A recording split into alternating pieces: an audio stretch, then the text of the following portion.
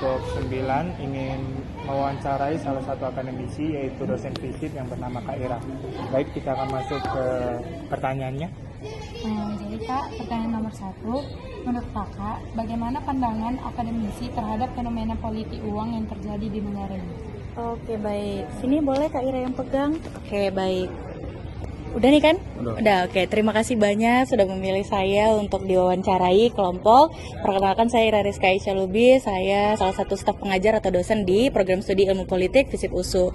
Dari pertanyaannya, pandangan saya terkait politik uang di negara ini, negara ya, bukan di Sumatera Utara kan? Di negara ya, oke. Jadi kontekstual dari permasalahan terkait politik uang di negara ini tuh seperti bisa kita bilang wabah ya.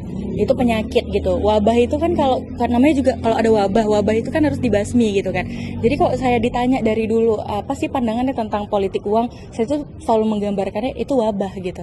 Nah, kenapa dikatakan dengan wabah? Karena itu sudah jelas bahwasanya tidak ada lagi kemurnian dari pilihan seseorang, karena akhirnya seseorang dituntut untuk memilih atas dasar karena dia disokong oleh uang gitu. Nah, sedangkan kita nggak pernah membenarkan praktik dari money politik itu sendiri, dan pun hukum yang menyatakan itu adalah tindak pidana juga sudah jelas. Nah, masalahnya sekarang adalah ketika ada wabah itu harus dibasmi. Ketika ada money politik itu harus dibasmi karena sebenarnya udah ada undang-undang yang mengatur. Tetapi masalahnya lagi adalah undang-undangnya nggak berjalan sebagaimana wabah itu harus dibasmi. Gitu. Jadi kalau pandangan saya terkait money politik di negara ini itu adalah tentang wabah dan wabahnya harus kita basmi. Gitu. Semoga menjawab. Oke.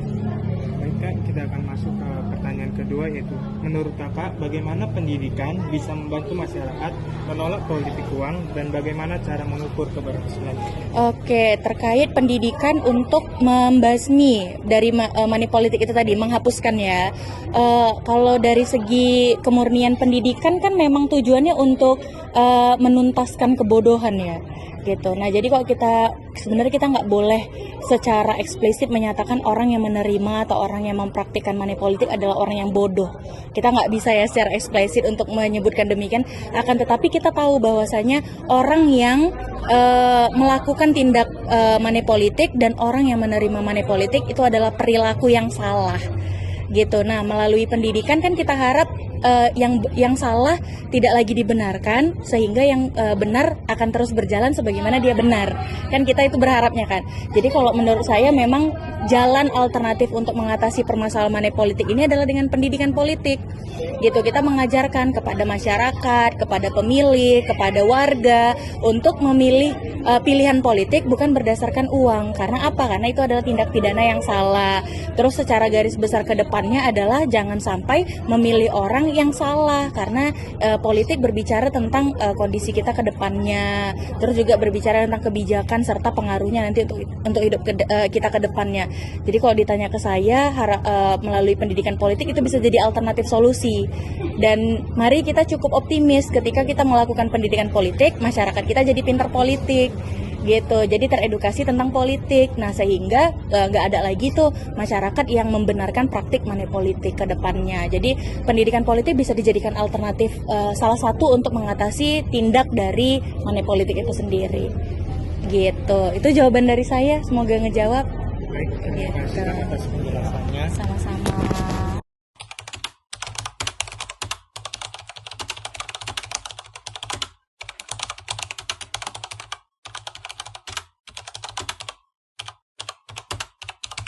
Baik, di sini kami dari kelompok 9 akan menanyakan tentang politik uang terhadap pandangan dari masyarakat umum. Memulai pertanyaan pertama. Izin Kak, boleh perkenalan diri dulu? Boleh, nama saya Nisa Ripta. Oke, pertanyaan yang pertama, apa yang Kak rasain ketika ada kasus politik uang di sekitar Kakak?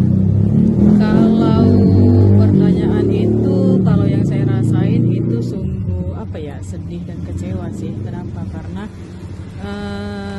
di masyarakat ini nggak ada kejujuran sih di situ. Kenapa harus mempolitikan uang gitu? Sedangkan banyak sih hal-hal positif yang lain gitu. Terima kasih Kak atas jawabannya. Pertanyaan kedua dari online.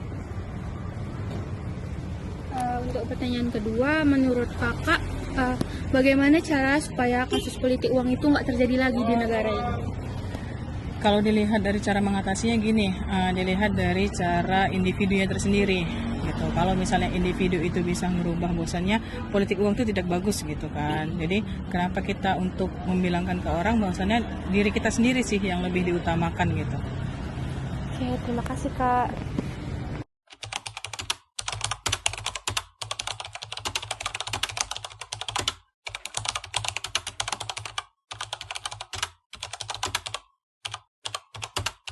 Sore Pak, perkenalkan saya Iren dan ini teman saya. Kami dari Universitas Sumatera Utara, Prodi Ilmu Politik. Sebelumnya Bapak boleh perkenalkan diri? Ya, saya David Renol, Ketua Bawaslu Kota Medan periode 2023 sampai 2028. Jadi di sini sebelumnya kami sudah mendapat tugas dari sebelumnya video kami ini sudah ada Pak. Ini merupakan revisi dari video kami karena sebelumnya kami itu mewawancarai pihak KPU. Dengan topik tema kami yaitu peranan hukum di masyarakat. Nah, dari peranan hukum masyarakat itu kami mengambil studi kasusnya yaitu money politik. Oke, jadi setelah kami paparkan hasilnya, dosen kami Bang Fai kurang puas dengan hasil kami. Jadi Dari dia, KPU. ya, jadi dia menyuruh kami untuk mewawancarai pihak Bawaslu, yaitu Bapak sendiri. Oke, jadi di sini aku bakal nanya pertanyaannya langsung. Kalau dari pihak orang Bapak, apa langkah-langkah yang diambil oleh instansi Bapak Bawaslu untuk mencegah adanya money politik di setiap pilkada yang terjadi? Pertama, kalau langkah-langkah kami, kebetulan Bawaslu ini mengutamakan pencegahan terlebih dahulu. Jadi seluruh jajaran Bawaslu mulai dari RI sampai kabupaten kota ataupun sampai di Panpos atau PKD tingkat kecamatan dan kelurahan itu tetap mengutamakan pencegahan. Pencegahan yang biasanya kami lakukan itu biasanya seperti berupa surat menyurat di lembaga-lembaga terkhususnya ASN, TNI, Polri, baik juga itu ke Parpol ataupun juga ke peserta pemilu lainnya. Jadi awalnya langkah kami adalah pencegahan, salah satunya menyurati dan juga mensosialisasikan PKPU itu sendiri ataupun Perbawaslu. Itu yang utama kami lakukan untuk melakukan pencegahan. Nah, kalau misalnya di masyarakat itu sendiri, kalau bisa nggak masyarakat itu melaporkan kalau ada terjadinya tindakan money politik itu ke Bawaslu? Bisa, sangat bisa. Kami bahkan sangat mengharapkan karena kami juga punya kekurangan pastinya karena nggak bisa langsung masuk ke dalam. Karena kalau contohnya kami di kelurahan itu kan cuma satu orang. PKD itu cuma satu orang di tiap kelurahan, Panwas itu 3 orang di tiap kelurahan, kami 5 sekota Medan. Jadi pastinya kami sangat meminta peranan dari masyarakat karena tugas ini bukan cuma tugas kami sebagai penyelenggara, tapi tugas kita bersama masyarakat untuk menciptakan pemilu yang adil jujur. Sehingga kalaupun ada masyarakat yang mau melaporkannya, kami pasti terima, tetapi dengan persyaratan kan harus ada delik-delik yang harus dipenuhi. Jadi kalau boleh saat melaporkan itu delik-delik itu terpenuhi sehingga membantu kita untuk mempercepat atau memperlancar kasus penanganannya. Karena kami sendiri Bawaslu itu punya waktu-waktu yang harus menyelesaikan perkara itu karena juga kita kan dikejar waktu. Karena timeline untuk tahapan-tahapan itu kan sudah ada ketentuan. Jadi mau nggak mau kita harus menyelesaikannya sesuai dengan waktunya. Gitu. Jadi kalau misalnya ada orang mau melaporkan kita sangat welcome dan bahkan kalau boleh memang seluruh masyarakat juga membantu kami ataupun ikutlah dalam andil dalam mengawasi. Setelah kan orang Bapak bilang ada laporan dari masyarakat kan? Itu orang Bapak menanganinya itu di orang Bapak sendiri atau bakal dilanjutin ke pihak? Oke, Bawaslu itu punya namanya Gabungan Penegakan Hukum Terpadu. Jadi kami bekerjasama dengan kepolisian dan juga kejaksaan. Namanya Gabungan itu ada 3 lembaga yang turut serta memutuskan perkara atau case tersebut, kasus tersebut. Jadi terlebih dahulu ketika ada masuk laporan itu ke kami akan mengkaji dulu di pihak kami sendiri, ya kan? Kalau memang semuanya sudah terpenuhi ataupun tidak terpenuhi, hasilnya ini akan kami rapatkan bersama dengan kepolisian dan kejaksaan itu. Jadi nanti kami ujungnya adalah kami tiga lembaga ini akan memutuskan apakah ini bisa dilanjutkan atau tidak. Karena kalau kepolisian sendiri pun kalau buktinya kurang kan, ya gimana mereka mau naikkan ke kejaksaan atau gimana kejaksaan mau P21 kan? Karena juga mereka pasti kan akan berpikir ya kalau ini tidak, kalau ini misalnya sudah kita terima tapi tiba-tiba tidak diputus dengan sesuai dengan keinginan kita dalam pengertian positif ya, bukan negatif, sesuai keinginan kita bahwa ini melakukan kesalahan, ternyata rupanya di pengadilan tidak terbukti, ya kan mereka juga pasti punya apalah rasa apa ya kita bilang ya, berarti mereka tidak serius menanganinya. Makanya kita betul-betul kita kaji dulu dari kitanya, bukti semua dapat, baru kita naikkan ke Gakumdu menurut pihak Gakumdu ini semua buktinya dapat dan delik-deliknya terpenuhi, ya baru. Berarti tadi Bapak bilang ada 3 kan Pak? Iya, 3 Bawaslu, lembaga. polisi dan kejaksaan. Iya. Nah, itu masyarakat itu bisa saja melapor ke yang mana dulu kan Pak? Ya bisa. Oh, harus ke Bawaslu dulu? Harus ke Bawaslu. Oh, oke. Karena ini adalah bukan tindak pidana umum yang untuk biasa kan, ini kan tindak pidana pemilu. Berarti harus Bawaslu dulu? Harus Bawaslu. Orang Bapak nanti yang mulai istilahnya? Iya, karena kalaupun kalian masyarakat melaporkan ke mereka, pasti mereka akan mengarahkannya itu ke Bawaslu. Tapi nanti penanganannya tetap nanti bersama dengan Polri dan juga kejaksaan. Oh, baik Pak, kita masuk ke pertanyaan terakhir. Terakhir, Menurut Bapak itu apa seharusnya sanksi yang diberikan sama pelaku money politik tersebut? Dan apa efektivitasnya itu dalam mengurangi biar nggak terjadi lagi ke pilkada berikutnya? kalau esensi untuk biar tidak terjadi lagi, sebenarnya kalau sanksi udah berat sebenarnya. Sesuai dengan PKPU dan Perbawaslu itu berat sebenarnya. Apa itu Pak? Boleh sedikit? Pidana ada. Yang kalau di pilkada dia yang memberi dan menerima. Kalau di pemilu dia yang menerima. Beda. Nah, jadi kalau sanksinya pidana ada.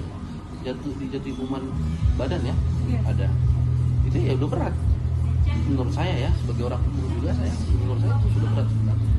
Tetapi sebenarnya esensi dari bagaimana ini supaya tidak terjadi lagi kan, harusnya masyarakat yang tidak mau menerima. Balik ke pribadi masing-masing. Iya, jadi kalau misalnya masyarakat ini calon bawa uang sebanyak-banyaknya, tapi kalau masyarakat tidak mau menerima, ya kan? Ini kan permasalahannya masyarakat juga yang mau kadang bilang kan, ada nggak ininya? Yang calon peserta pemilu ini yang harusnya tidak mau pakai money politik, ya mau nggak mau jadi mereka pasti ikut. Tapi kalau masyarakat tidak mau, ya nggak mungkin enggak. Berarti Bapak mikir itu masyarakat yang menginginkan? Iya, Oh. masyarakat bukan. Itunya. Kan ini esensi bahwa bagaimana yang tidak terjadi. Jadi ini harusnya masyarakat yang memang betul-betul dalam memilih itu memang menggunakan akal pikirannya yang sehat, memilih sesuai dengan hati nuraninya, memilih sesuai dengan menyuarakan cocok nggak, pantas nggak ini, misalnya si calon ini menyuarakan aspirasi dari masyarakat tersebut. Bukan berarti kita permasalahkan masyarakat, tapi ya sumbernya terkadang juga dari masyarakat, harus kita akui. Selain dari si peserta pemilu juga ya dari masyarakat. Tapi kan gini, kalau masyarakat pangkas itu semua nggak mau kami, jadi itu barang. Kan ada the power of public kan, atau apa istilah politiknya, kalau misalnya masyarakat yang sudah bersuara turun ke jalan, kalian mahasiswa turun ke jalan, terbukti kemarin, ya kan? Ya kan? Kalau memang kalian betul-betul menyuarakan isi hati nurani kalian, ya apa yang nggak bisa terjadi? Kurang lebih seperti itu. Kalau ditanya seperti itu kepada saya secara pribadi, ya masyarakat ayo sama-sama kita menolak money politik. Pasti itu peserta pemilu itu pasti juga berpikir, ya nggak bisa nih pakai duit. Ya pasti mereka pakai karya mereka akhirnya untuk mencalonkan diri. Kalau mereka merasa tidak pernah memberi karyanya pada saat sebelum menjabat, ya pasti berpikir ulang gitu. Itu saya. Baik, terima kasih ya Pak sudah meluangkan waktunya untuk pertanyaan kami. Itu saja kan? Singkat ini.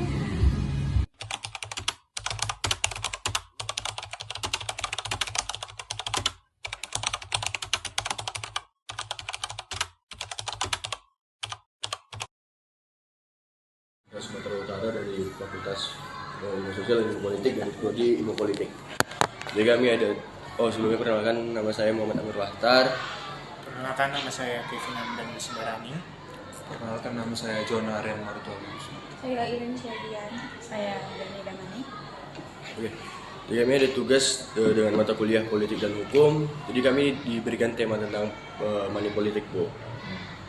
Jadi ada beberapa pertanyaan dari kami. Yang pertama, bagaimana mekanisme pelaporan dan penanganan laporan politik uang oleh KPU, termasuk dengan koordinasinya dengan pihak lain seperti Bawaslu, Bu? Iya. Sebenarnya kalau untuk pelaporan itu harus tetap ke Bawaslu.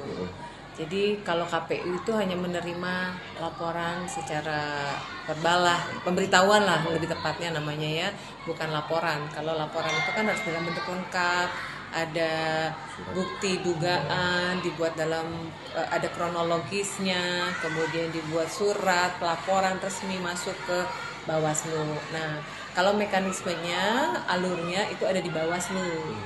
Kalau ditemukan dugaan money politik, ya, sebelum itu betul-betul terbukti kan kita harus pakai azas praduga tak bersalah ya, yaitu makanya kita bilang dugaan money politik. Begitu. Kalau di KPU bisa terkait tadi di mana sinerginya dengan lembaga lain, ya bisa, kita sifatnya hanya diberitahukan, tapi untuk memproses menerima laporan resminya itu memang ada di ranahnya Bawaslu. Nah, KPU hanya mungkin berkoordinasi dengan Bawaslu bahwa KPU telah mendapatkan informasi, telah diberitahukan oleh masyarakat atau siapa yang mendapati dugaan money politik tersebut. Baik Bu, ini ada pertanyaan kedua Bu. Pertanyaannya, apa tantangan utama yang dihadapi KPU dalam memerangi politik uang dan bagaimana rencana KPU untuk mengatasinya di masa depan? Tantangan KPU dalam politik uang, pertama ya harus mengetahui lebih dulu siapa pelaku, kemudian jenis politik uangnya apa, ya jenis money politiknya itu seperti apa politik uangnya, apakah ada unsur, apakah dari sisi APK gitu ya, atau dari sisi APK maksudnya bukan berarti nggak bisa. Misalnya di APK itu dibuat ada iming-iming kan, misalnya pilih saya nomor sekian dengan iming-iming di kartu nama kah, atau di selebaran, atau juga mungkin di apa namanya video-video. Sekarang kan pakai metode media sosial. Nah, itu apakah ada iming-imingnya, itu tantangan juga bagi KPU. Tetapi kalau pada masa-masa tertentu pembagian berupa barang, sering sekali kan ya tidak bisa ditampiskan di masa-masa mendekati pemilu atau mau pencalekan tuh, caleg-caleg kan bagi-bagi sembako gitu kan. Nah, itu juga tantangan untuk membuktikan bahwa itu money politik atau tidak, atau itu sekedar ya bagi-bagi saja, kita mau membagi-bagikan kepada masyarakat, ada rezeki misalnya begitu kan. Itu sebuah tantangan untuk mengklasifikasikan dia money politik atau tidak. Harus ada alur, kemudian harus ada pembuktian yang benar bahwa itu money politik atau tidak. Sebelumnya kita memperkenalkan nama Ibu tadi siapa? Nama saya Mutia Atika. Oke, terima kasih Bu Mutia. Ya. Mungkin itu saja dari pertanyaan kami untuk tugas ini. Sekian, terima kasih Bu. Terima kasih, Mbak.